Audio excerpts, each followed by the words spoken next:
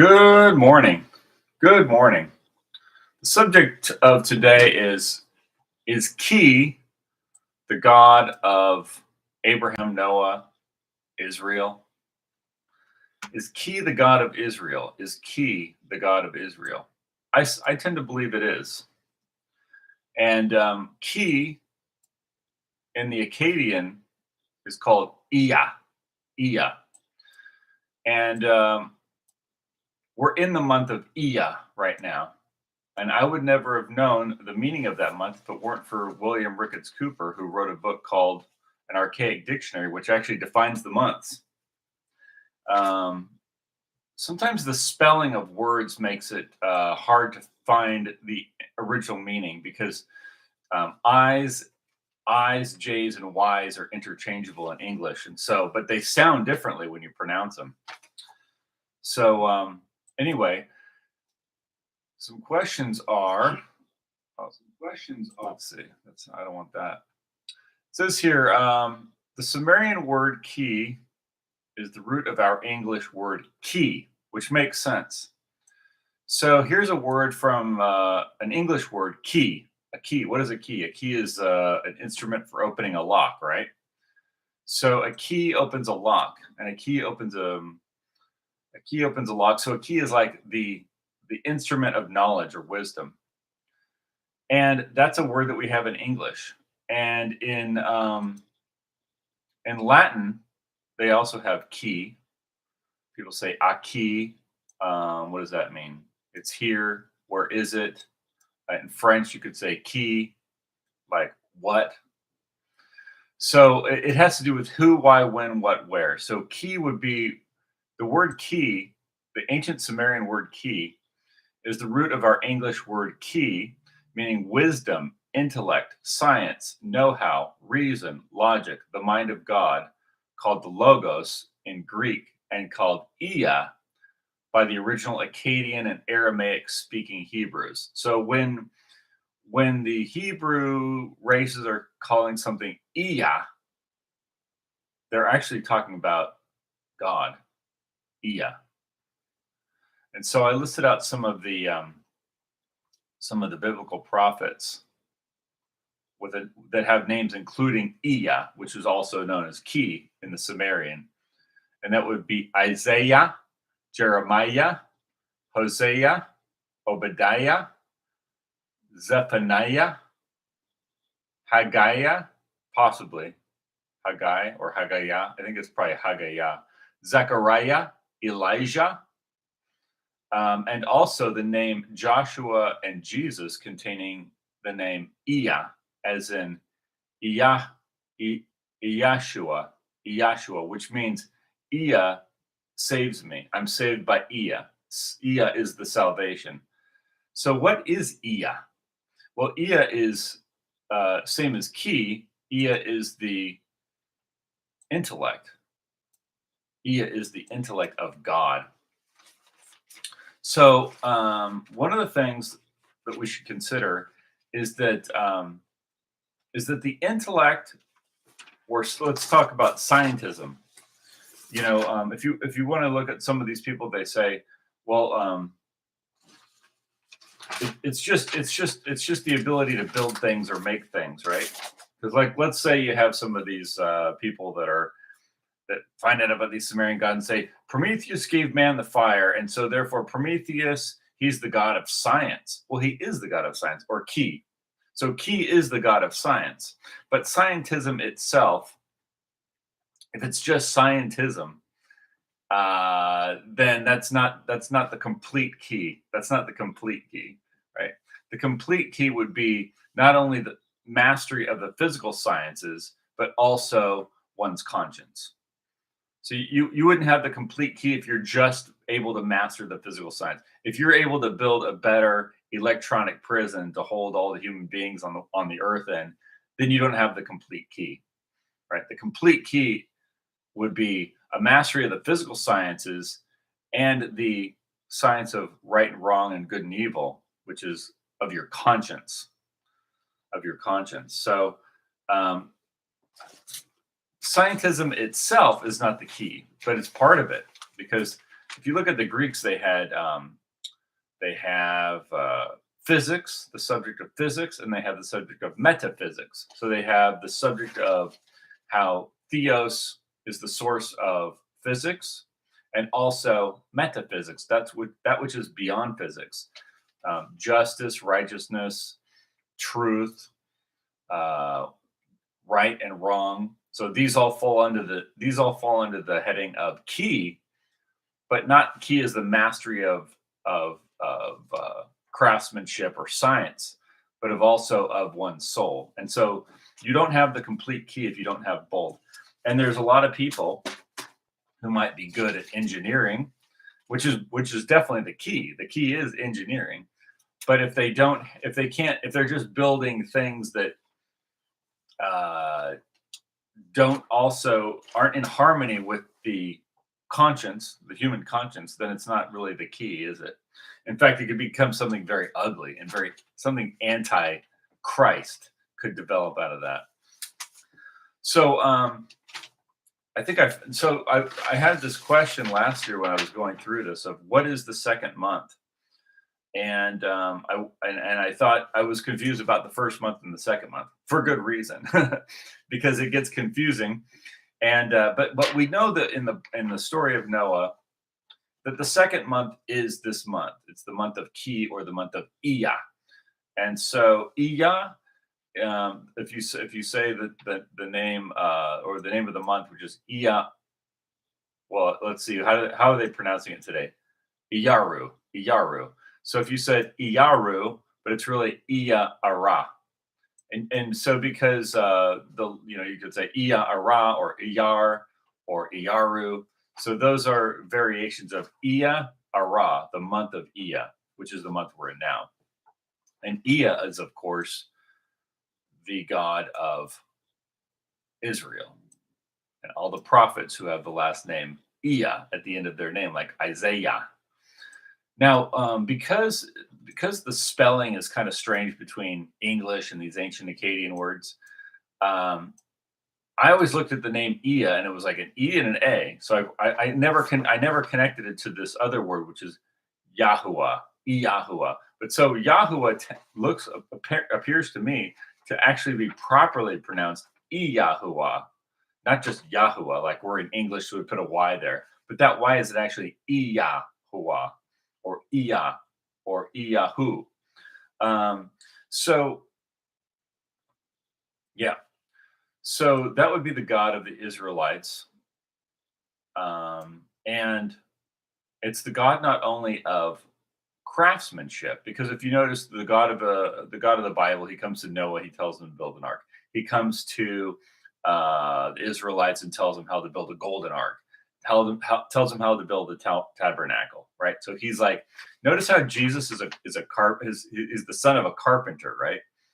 He's the son of a carpenter. And Noah was a carpenter. I think that's interesting. I think that's an interesting part of the story. And Solomon builds temples and so forth. But I had another person who was watching my video when I was covering the subject before, and he pointed out, because I started talking about the story of Adam and Eve and how I never liked that story. But he pointed out that if you notice, there's this line in the Bible which says God is fear of God is the beginning of wisdom, or the beginning of knowledge. Starts with fear of God. And this ties into this idea of scientism versus the complete key. Because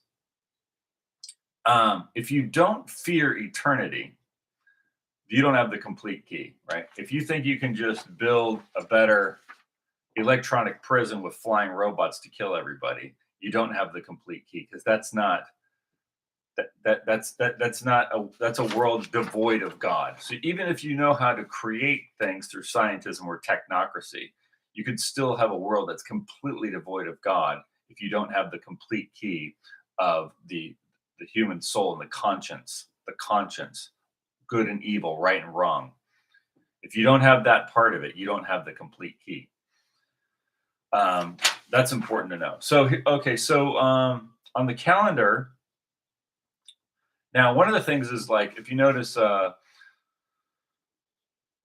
course, this goes back to this ancient Akkadian and Sumerian philosophy, right? and they had three gods. They had three gods in the Akkadian or Sumerian. The Sumerian pantheon has three primary gods. I believe it's Anu and Enki and Enlil. Is that correct? Is that the triad of the gods? Anu, Enki, and Enlil. Anu, Enki, Enlil. I think that's what it is. What it is?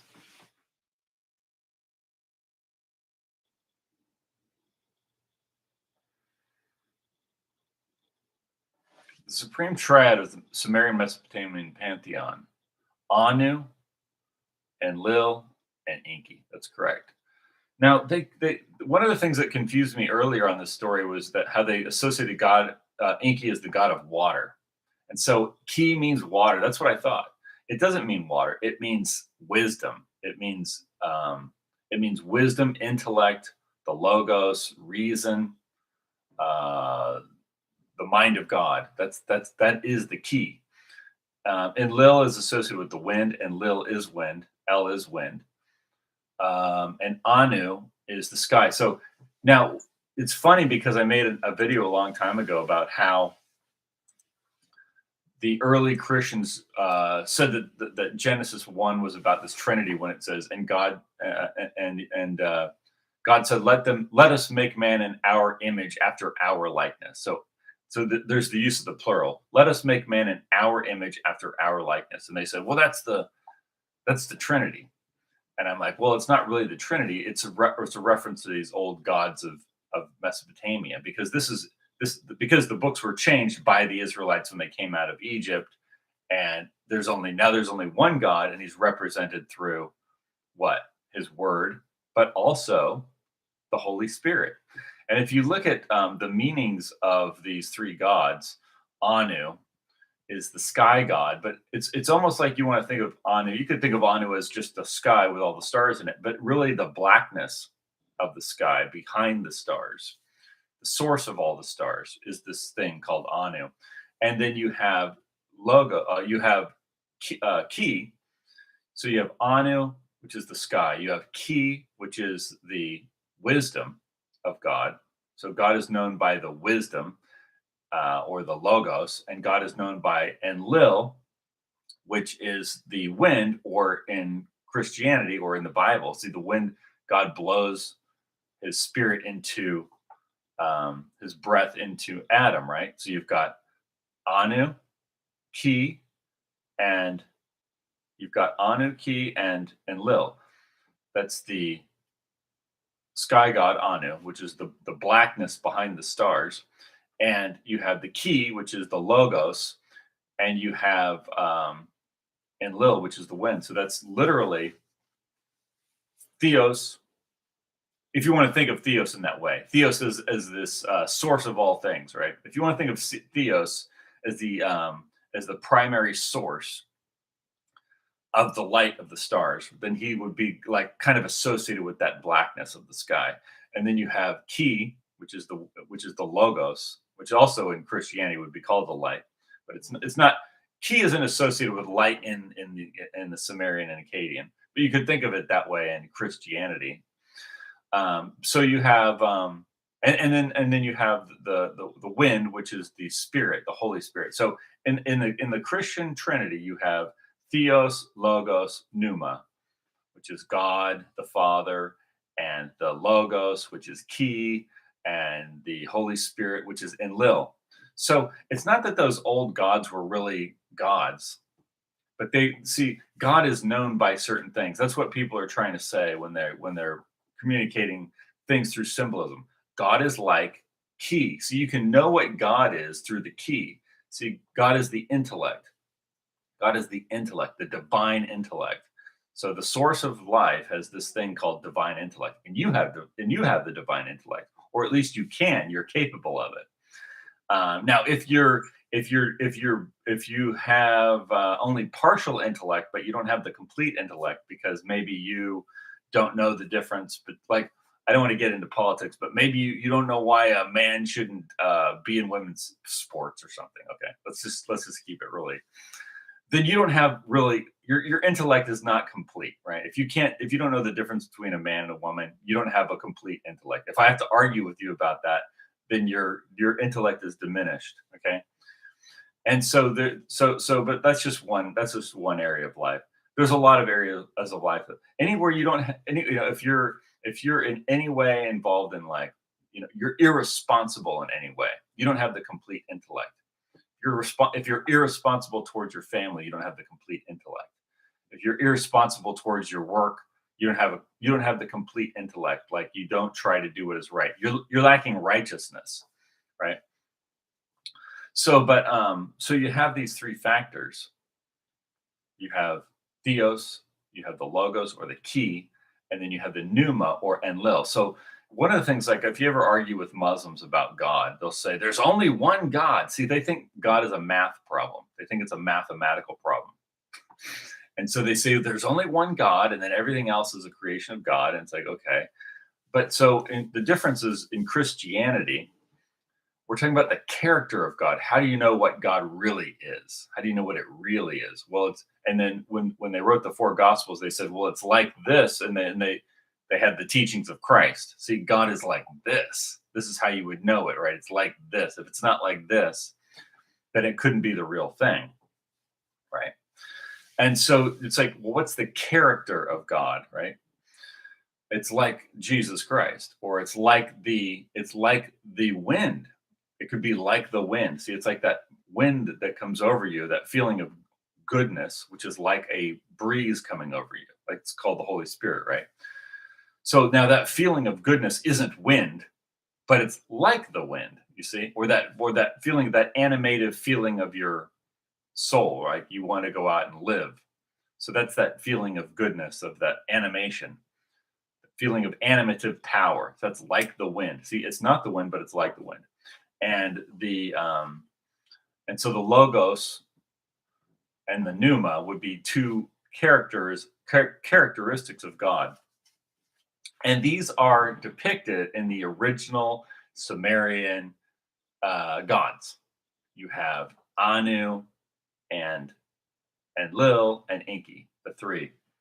And so that really is the Trinity. Actually, that's the source of that could be viewed as primarily the source of the Trinity. When you think of it as theos, logos, and pneuma, it is all actually right there.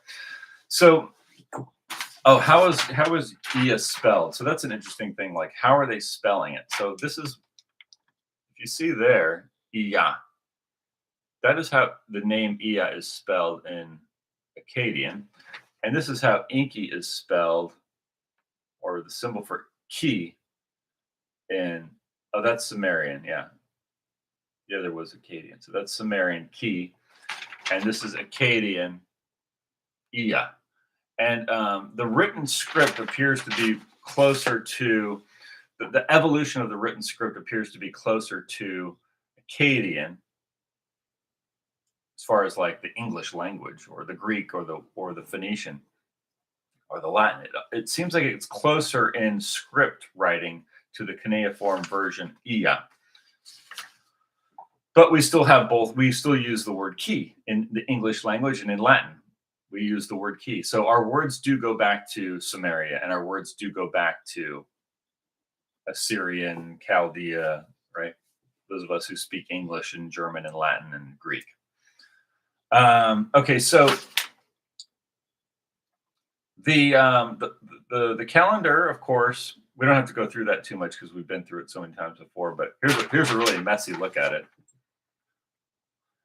We're in the first month. We're in the second month, on the 17th day. We're going to get 40 days of the ARK rising into the air. That takes us to right to the beginning of or right to the end of the third month, which is June 13th, the waning moon. Then we get a new moon on the fourth month. Takes us 150 days to the ninth month, the beginning of the ninth month, and it ends there. And then you have the 10th month, the first day of the 10th month, you get another 40 days. So it's interesting how on the top of that calendar, you have a 40-day period on both sides. And then you have like a piece in the middle surrounded by two week periods. But It gets a little complicated up there because let me tell you something. Oh, and also the other thing is you have the equinoxes and the solstices. See how they're through a cross right there? Isn't that the sign of the cross? Of course it is. Of course it is. That's the sun on the cross right there. And then at the seventh month, down at the bottom, you'll see that's the equinox where the ark lands on the mountains of Araratu. And Araratu means the land of flowing rivers. Araratu means the land of flowing rivers. So, yeah. Okay, so here's an interesting thing. So if we're going to listen to the key, or if we're going to have, we're going to look at the Bible. So we have Noah. He hears the key, and it saves him. Now, why did God talk to Noah? Because he was a righteous man. He was a righteous man who walked with God. He always did what is right. Here's the point I want to make. If you read the Proverbs, is the Proverbs about how to construct a better widget? Are the Proverbs about how to build, construct engineering and all that? No, it's about doing what is right. The Proverbs are about what is doing what is right. Are the Proverbs the worship of the key of wisdom, of the intellect? Absolutely. The intellect of God is seen in the Proverbs, right? That is the intellect of God. Don't go with the evil people. Go with the good people. Do the right thing. Don't do the wrong thing, right? The whole premise of the Proverbs is based on the key of the divine wisdom of doing what is right. See? But the way the story starts is with, of course, with Adam and Eve, actually. And this is a story I never liked because I was like, well, I like wisdom. And why is that bad? Well, I think what the story is now that I've looked at it again, I think what the story is saying is this is how man got the mind of God, right? He ate from the fruit of the tree of good and evil, and then he had fear of God, right? Before that, he didn't have fear of God. So this is where you get this idea: fear of God is the beginning of knowledge. Somebody introduced that idea in my last video on this subject, and it's actually a very important idea. Now, when you say fear of God, what are you fearing? Eternity. You have fear of eternity. What's going to happen in eternity? How is what you're doing right now affecting eternity? Now, I personally believe in reincarnation. So I believe that you're going to die and then you're going to go back to what you were doing again, anew. So that's my personal belief. What kind of world are you leaving for everybody and for yourself when you come back to? See, if you're irresponsible, you spend your life doing what is wrong, then you're going to go back to a mess. And that's how people have been leaving the world. They've been leaving it as a big pile of garbage for the next generation. The next generation has been inheriting a giant disaster generation after generation, right? Through all the wars, through all the violence, through all the degeneracy, through all the filth that's coming out of the media and the sickness and all the drugs and the poison and the toxins in the food and the medications that are designed to, exterminate the population. Like you have this genocidal impulses on the earth that are not being dealt with, and so you end up coming back. You're born a child into this new system, and this is your eternity. You're looking into eternity, right? So if you fear God, you fear eternity. You fear eternity. What is eternity going to be? And I'm not saying the person has to be born reincarnated all the time, but it seems to me that's where people are at. And it's like where are we all reincarnating back into forever? Is it going to be just more of the same? So that's the kind of fears that I have. That is the fear of God or the fear of eternity.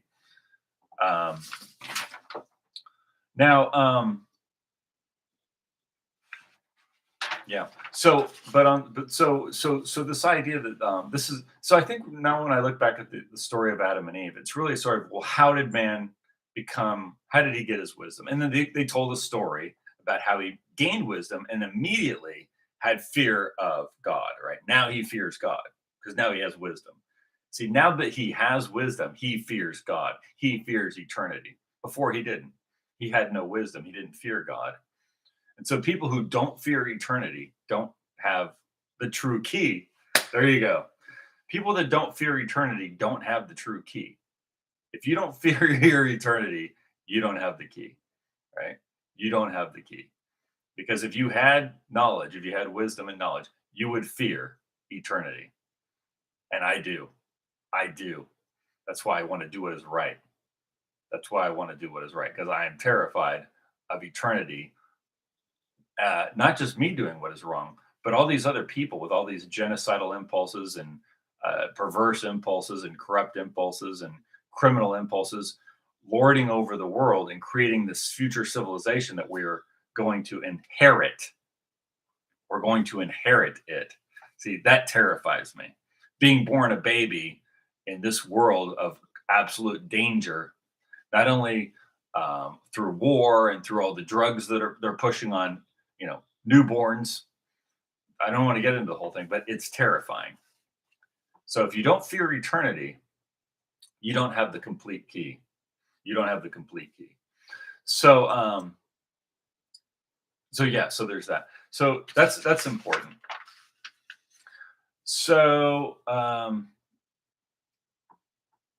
but also you want to be able to build things, right? So this is the other thing. If you look at how things kind of evolved with some people in Christianity that didn't really understand the story, is they're like, I'm dumb, I'm stupid, I'm bad, and God's in control, and I'm just going to keep being my miserable self, and it's all going to work out great. No, it's not. You actually have to become like God. And so I was passing this.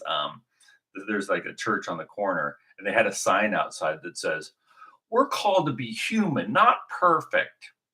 And it's like, well, actually, that's not what it says at all in the Bible. It says, "Be ye therefore perfect, even as your Father in heaven is perfect." In other words, the entire discipline of original Christianity was to become like God. That's called theosis in the Greek. So, like, for instance, in Greek Orthodox Christianity, they have this term called theosis, to become like God. And so the whole premise of the religion of following Jesus Christ is become like God through this model of the key, which is Jesus Christ. Right. So literally you are supposed to become perfect. The whole idea is to perfect yourself, to perfect your conscience, to perfect your soul and your conscience. How does one perfect their conscience? How do you perfect every part of your life? Right. That is the key of the God of Israel. See, that is the key, is to become perfect. You want to become perfect. You want to perfect yourself. That is the entire basis of the religion. You thought it was just about believing silly stories. It's not. It's about becoming perfect. Matthew 23, I don't know which verse it is, but be ye therefore perfect, even as your Father in heaven is perfect. This was also the impulse of the Athenians and the Stoics. It's like, how do I become perfect? Following this thing called the Logos, which is reason, which is the key, the divine intellect. See, is the whole thing. That's why the whole premise of Athenian society and Greco-Roman and Europe was, what is the ideal? It was a culture of idealism. Do we live in a culture of idealism today? No. And this is because we have very low tier philosophy. It's the philosophy. You could take stories of the Bible and turn it into a disastrous, idiotic philosophy, partially by just thinking it's every story in there is literal, and so you never get the meaning of the thing. You never find the meaning of the thing. That's one way. There's a lot of people like that, and a lot of those people are sick, and they have a bad diet, and they're dying of all kinds of self-inflicted ailments, and their mind is a mess, and they're miserable. So that's what I'm trying to say. That's not the key, right? If you're following the key, you are perfecting your soul. You're perfecting everything.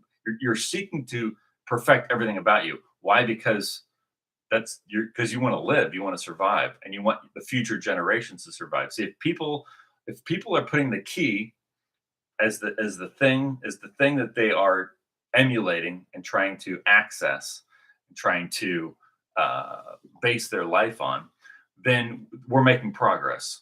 See, we know what the key is. people have an intrinsic understanding of what the ideal thing is, unless they're mentally diminished.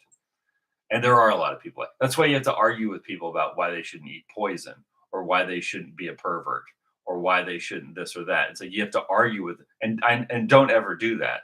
Don't ever argue with them, because it's mental. You're arguing with something you're arguing with a mental illness. And so that's the thing about the mind, right?